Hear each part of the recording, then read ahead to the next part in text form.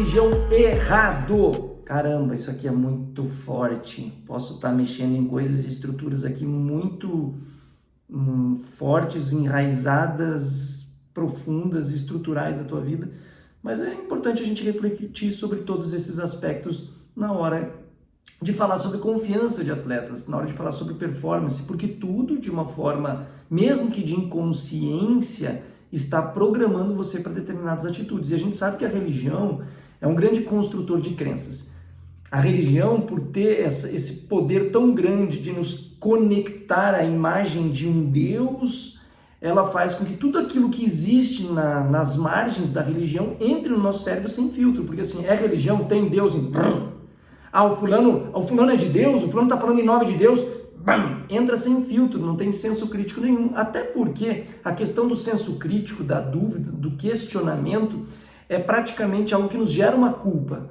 Praticamente você se sente como, poxa, estou tendo uma falta de fé aqui, se eu duvidar, se eu questionar, isso aqui é pecado. Nós que fomos criados numa sociedade, numa estrutura religiosa que nos impede de questionar. De dizer, será? Por quê? O que esse cara está dizendo aí? Será que é certo mesmo?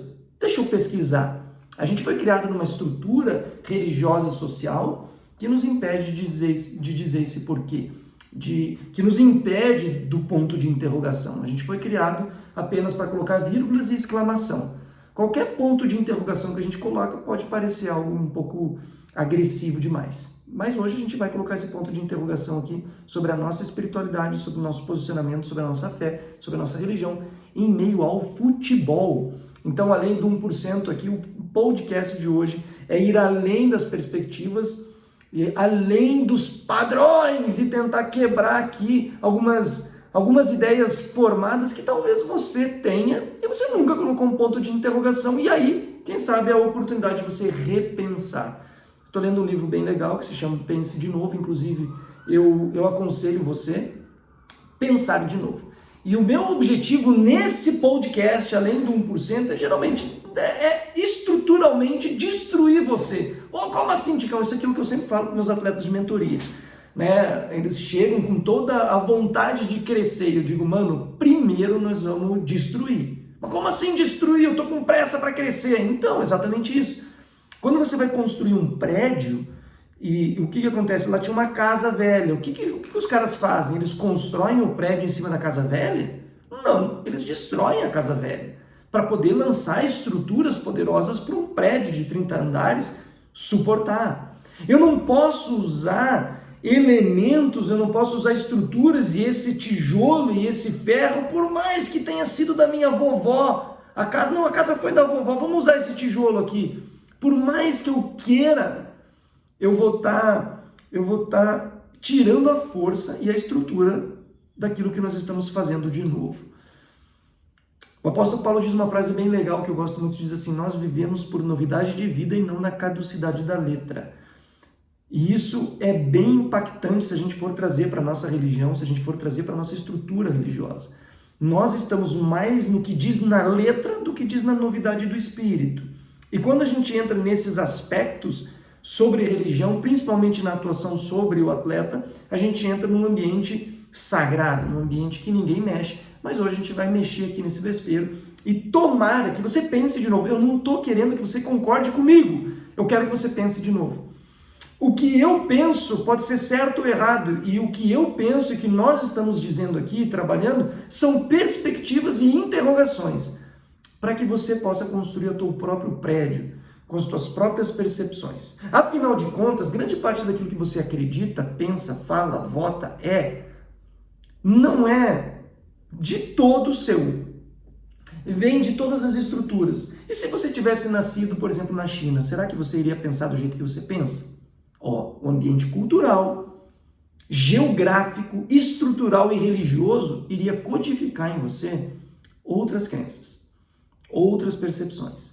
Ou seja, nós estamos dizendo que o lugar que a gente está, a religião que a gente tem, que a gente herda dos nossos pais, a educação que a gente teve deles, a cidade, o clube que você está, os amigos que você tem, estão codificando as suas escolhas e comportamentos. Por isso é tão importante a gente olhar para a religiosidade, para a espiritualidade, Porque eles são construtores de crenças, e as crenças, elas movem o ser humano. As crenças, elas determinam muito do que a gente vai fazer e o que a gente pensa. As crenças, elas são muito importantes na estrutura de comportamento e nos resultados que nós vamos ter. E a religião, ela é muito poderosa na construção de crença. Por isso, nós vamos para dentro desse conteúdo hoje, que inevitavelmente nós fomos criados, vamos lá, dentro de um ambiente, de um efeito que eu chamo de Papai Noel. É a ideia de que o comportamento é premiado. Ou seja, eu vou ter um comportamento, então eu manipulo, eu maquio, eu uso a minha maquiagem externa do comportamento para tentar influenciar as forças divinas e espirituais para mostrar que eu estou fazendo tudo certinho e eu mereço ter o presente, o resultado que eu tanto quero. Esse aqui é o efeito Papai Noel. E o efeito Papai Noel, ele tem causado muita dor e muita angústia em muitos atletas. Por quê? Vamos lá. Existencialmente falando, o atleta, e espiritualmente abordando, o atleta ele consegue ver Deus no resultado, no placar. Então vamos lá, o atleta começa a semana, segunda-feira, e ele vai começar a movimentar o sistema espiritual religioso das crenças que ele tem, indo no culto, no templo, na igreja, seja a religião, né, no terreiro, na casa espírita, seja qual a tua religião. Você vai fazer a frequência, você vai estar dentro dos comportamentos que são pedidos dentro do teu círculo religioso. E aí existe muito essa tendência natural do atleta criar dentro dele créditos, porque ele está fazendo tudo certo. E porque nós fomos educados e estruturados dentro de uma ideia de que o comportamento positivo me traz um resultado positivo. E isso é verdade. Mas quando eu maquio o meu comportamento já de olho lá no resultado, quando o mundo que nós estamos conversando é um mundo espiritual e eu não estou 100% no controle disso, eu estou construindo uma casa na areia. Por que eu estou construindo essa casa na areia? Porque o resultado não está no meu controle. Essa construção de créditos ao meu favor é um banco falido. Por quê? No entendimento espiritual da coisa, quando você começa a criar créditos diante de um Deus, você começa a colocar esse Deus na parede. Vamos falar sobre a construção cristã, onde Deus ele morre, por exemplo, na cruz do Calvário, onde na figura de Jesus Deus se entrega e gera um débito enorme para todo aquele que acredita, por exemplo, em Cristo. O que eu posso fazer que me coloque em crédito diante da morte do Filho de Deus? Caramba, não sei. O quê? A frequência do culto? O teu dízimo? Ah, você foi bonzinho com os pobres? Será que isso te coloca em crédito em relação a outras pessoas para que você mereça mais do que quem está do teu lado? Porque você movimentou créditos e aí você construiu as tuas moedas para chamar a atenção do teu Deus e dizer: olha como eu sou bom, manda bênção aí. Será que isso é bom? Cabe a gente refletir sobre. Agora você pode dizer assim: não, então vou me comportar mal. Não, o que eu aprendi nesse conceito, e talvez a gente pode refletir sobre isso, é o seguinte: o meu comportamento é bom não porque eu quero algo, mas porque eu já entendi e compreendi e recebi algo tão extraordinário que o meu comportamento positivo é prolongamento daquilo que eu já recebi. Eu não estou me comportando porque eu tenho que receber algo lá na frente. Eu estou me comportando porque eu já recebi algo lá atrás. O meu comportamento positivo, o respeito que eu tenho às pessoas, a forma de igualdade na qual eu me encontro hoje, é por aquilo que aconteceu lá atrás, não por algo que vai acontecer na frente. E a minha expectativa, ela segue sendo positiva por aquilo que eu posso fazer, das ferramentas que Deus me deu para que eu possa movimentar a minha vida aqui. E não é sobre algo que Ele vai fazer com a mão única e exclusiva dele, porque eu provei para ele que eu sou bonzinho e mereço. E o fulano que está do lado, não. Porque ele não foi no culto, e porque ele não foi na igreja, porque ele não foi lá no terreiro, que seja, ou na casa espírita, ou porque ele não está sendo fiel, ele não está se comportando como tem que se comportar aqui na terra para poder movimentar o céu em favor dele. Se a gente for parar nessa perspectiva, isso é uma celeuma de grandes frustrações do atleta. Por quê? E eu vou te dizer, eu conheci muitos atletas frustrados nessa direção. Porque tem um atleta aqui, ele está cumprindo o rito religioso dele, porque ele acredita que isso tem uma resposta futura. Se você tira a resposta futura dele, você tira o comportamento também. Porque para ele a grande bênção de Deus está para chegar. A grande bênção de Deus para ele não veio ainda. Entendeu? E aí o que acontece? Se você tira dele essa expectativa futura, você arranca dele a expectativa futura, você arranca o comportamento dele. Porque o comportamento dele, ele é adubado e influenciado por aquilo que vem, por aquilo que está. Ele está respeitando a esposa, ele está indo no culto, ele tá dando dinheiro para os pobres, ele está respeitando os outros por aquilo que vai acontecer. Se você tira isso dele do futuro, ele larga tudo. Você vê aqui que é um ambiente religioso, mas pouco espiritual. Você vê que é um homem altamente religioso, mas pouco espiritualizado. O apóstolo Paulo fala uma coisa muito interessante, diz assim, porém nós temos a mente de Cristo. O que é ter a mente de Cristo? É ter a forma de pensar de Jesus. Por exemplo, eu morei 7 anos na China. Na China a gente não frequentou a igreja. A gente frequentou bem pouco lá uma igreja, depois acabou não tendo mais, e enfim. Então eu saí quebrando tudo lá porque fiquei fraco espiritualmente. E aí eu saio, volto para casa às 4 da manhã porque eu perdi o jogo, tô bravo. E aí eu saio e... Não, porque a mente de Cristo está comigo. A forma de pensar de Deus, seja qual for o teu Deus, no meu caso eu acredito em Cristo. E aí a forma de pensar, de raciocinar, de interpretar a vida de Cristo. E aí, esteja eu dentro da igreja todos os dias ou não, a forma de pensar dele me protege e codifica as minhas emoções, pensamentos e comportamentos. Isso é muito poderoso. Isso é um homem um pouco mais forte do que um homem carente de atitudes por aquilo que vai acontecer. Então isso acaba sendo uma cenourinha religiosa. Coloca uma cenourinha aqui e fica mantendo você focado na cenourinha do que pode acontecer. E você está mais olhando para a cenourinha, olhando mais para o teu ganho pessoal do que para a imagem desse Deus que você venera. E aí olha que coisa que acontece muito com o atleta. Ele está aqui nessa cenourinha. Não, porque você vai ser abençoado, porque Deus vai te dar, porque você está sendo fiel no pouco, Ele te colocará no muito, e Ele vai te dar, e você vai ser honrado. E daí o cara que está ali na balada a semana toda, ele foi para o jogo e fez 3 gols.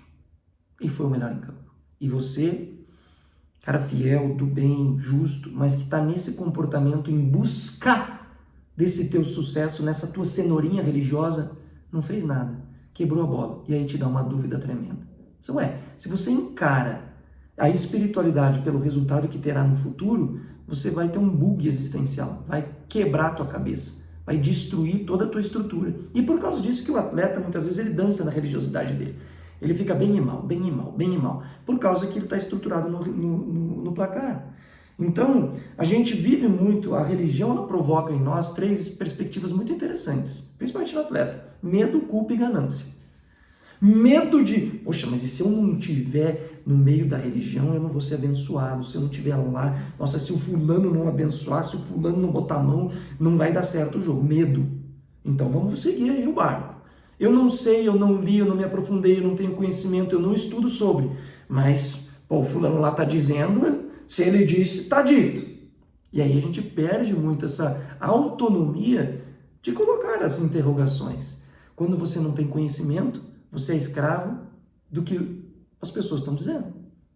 E não é porque alguém fala em nome de Deus, esse alguém está falando de Deus. Há uma coisa muito interessante, por exemplo, eu conheço o Ronaldinho Gaúcho, mas eu conheço sobre o Ronaldinho Gaúcho, eu não conheço o Ronaldinho Gaúcho. Eu conheço sobre ele. Se eu trombar com o Ronaldinho Gaúcho, ele vai ser uma figura muito, muito conhecida para mim. Mas ele não vai me reconhecer. Não sabe nem meu nome. Essa construção da religiosidade é muito saber sobre, mas pouco saber sobre pouco encontrar com. Aqui que eu acredito que a espiritualidade vai nos levar à verdade, à sinceridade e, sobretudo, ao encontro com Deus. Por quê? Porque deixa de saber sobre Deus.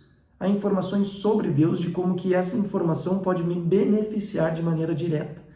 Isso é religião. Agora, quando eu conheço Deus, quando eu conheço a personalidade, a estrutura, quando eu conheço Ele, quando eu olho para Ele, não existe mais uma relação onde eu possa surpreendê-lo para ter benefícios pessoais. E aí eu começo a aumentar meu nível de espiritualidade e diminuo minhas expectativas sobre aquilo que ele pode fazer por mim hoje, porque eu já entendi que ele fez algo poderoso por mim ontem. Seja a minha vida, seja a minha liberdade, seja a minha salvação, seja como você encontra e entende isso. Mas isso vai pacificar demais você. Tenha certeza disso. Porque quando a gente fica nesse mundo de créditos e débitos e tentando surpreender a minha divindade, eu vivo o mundo do negócio, do comércio com Deus. Eu estou comercializando, eu estou criando créditos para cobrar isso lá na frente. Isso é uma guerra. E nós estamos pacificados. Na verdade, a espiritualidade nos leva à pacificação. Tem uma fala muito legal em Romanos capítulo 5, que nós estamos por intermédio de Jesus, nós temos paz com Deus. Lá em Filipenses capítulo 4, verso 8, vai falar assim, que tudo que seja bom, que tudo seja amável, que seja de boa fama, que tudo isso que seja extraordinário, lindo, puro, ocupe o vosso pensamento e o Deus da paz será convosco. Eu gosto muito desse termo Deus da paz, porque a gente viveu nos últimos milênios guerreando com Deus. As pessoas mataram outras pessoas em nome de Deus. As pessoas hoje odeiam outras pessoas em nome de Deus. As pessoas hoje tomam atitudes, segregam pessoas, expõem pessoas por causa de Deus. Mas é o Deus da paz. E quando a gente vive a espiritualidade, a gente vive um Deus pacificado. Deus está em paz. E não tem nada que eu faça que possa provar para ele que eu seja diferente do que ele já sabe que eu sou. E isso me pacifica. Então tudo que é bom, tudo que é puro, tudo que é agradável, tudo que é santo, que ocupe o meu pensamento, que ocupe o seu pensamento, que ocupe o nosso pensamento. E aí não é sobre julgar o que o outro faz e o que o outro não faz. Nossa, o fulano faz isso. Todos nós estamos debaixo do mesmo merecimento. Todos nós estamos debaixo da mesma perspectiva. Todos nós estamos dentro de um mesmo globo, dentro do mundo, vivendo mesmas dificuldades, alguns vivendo dificuldades maiores, outros menores, mas todos vivendo as suas lutas. E quando a gente pacifica e a gente encerra essa guerra, onde eu faço e eu mereço mais que o fulano porque o fulano não fez, porque eu sou bom e você é mau, Jesus olhou para aquele cara e falou assim, o que é ser bom? Então, a espiritualidade tem me levado para essa jornada, e eu não estou dizendo que eu estou certo, viu? Na verdade, eu estou levantando aqui uma poeira debaixo desse tapete para que a gente possa conversar sobre isso, para que você possa entender que você é muito mais do que ações e efeitos, do que efeitos colaterais daquilo que é a tua fé. Para você parar para pensar sobre isso, sobre as tuas angústias e sobre a centelha que se liga quando a gente começa a questionar todas essas perspectivas que são já engessadas e que vêm sobre a nossa vida, sobre as estruturas que a gente já está. Eu não estou dizendo que você está errado, eu estou querendo que você se pergunte, eu estou querendo que você se olhe de uma forma e de um ângulo diferente. Por exemplo, essa caneta aqui, eu posso dizer para você, por exemplo, que eu estou vendo aqui um código de barras, ó. E aí você vai dizer, não tem código de barras. Eu digo, tem, claro que tem. E você diz, não. Só que daí se a gente gira aqui, ó, a gente gira a perspectiva, você vai dizer, tem mesmo. E a gente está falando da mesma coisa, só que de ângulos distintos e opostos. Não é sermos inimigos por pensarmos diferentes, mas a gente conseguir girar essa caneta para que nós possamos ter uma perspectiva total daquilo que nós estamos enxergando. Senão eu fico falando do meu lado aqui, dizendo que você está errado a vida inteira, e aí você olha e fala, Não, às vezes a gente está falando da mesma coisa, de perspectivas diferentes, e aquilo que, quem sabe, eu ainda não vi, você pode me mostrar. E aquilo que, quem sabe, você nunca viu, possa eu ser alguém que possa abençoar a tua vida e que possa te mostrar um outro ângulo. Isso é bem importante para que você também fuja dessa separação que os grupos religiosos às vezes acontecem nos times, né? O pessoal que é da igreja, o pessoal que é da balada, o pessoal que é do barzinho, o pessoal que é aquele pessoal... Não, que a gente possa estar envolvido nesse mundo de maneira alegre e de maneira espontânea, provocando e promovendo vida nas pessoas. É sobre isso. Não é sobre, eu não sentarei com o pecador. Não, é sobre exatamente estar sentado com ele, estar sentado com todas as pessoas, porque não é sobre o que eles fazem, é sobre o que eu faço. Não é sobre o que os outros acreditam, é sobre o que eu creio. E aí Jesus esteve com prostitutas, Jesus esteve com cobradores de impostos, ele estaria agora com os políticos que a gente odeia, ele estaria com essa turma toda aí, gerando em nós um grande escândalo. Por quê? Porque não era sobre o que os outros falam sobre ele, e o que os outros pensam sobre o mundo, é sobre o que está dentro de mim, é sobre o interior do prato, é sobre o interior do copo. Não adianta a gente estar aqui com atitudes comportamentais, fazendo tudo bonitinho no exterior do copo. Não adianta, é sobre o nosso interior, é sobre a nossa vida, é sobre o nosso existir. E uma das coisas que, para encerrar esse nosso papo, quem é fundamentalmente religioso também sofre da síndrome do bonzinho. É extremamente bonzinho. E fica buscando isso e vivendo em cima do bonzinho, certo? E não é para ser bonzinho, é para ser bom. Gente, mais um Além do 1% podcast, espero que você possa compartilhar, possa comentar aqui, possa trazer o feedback daquilo que nós estamos construindo. É isso, meus craques, é isso, meus amigos, meus atletas, vamos embora para cima, um grande abraço.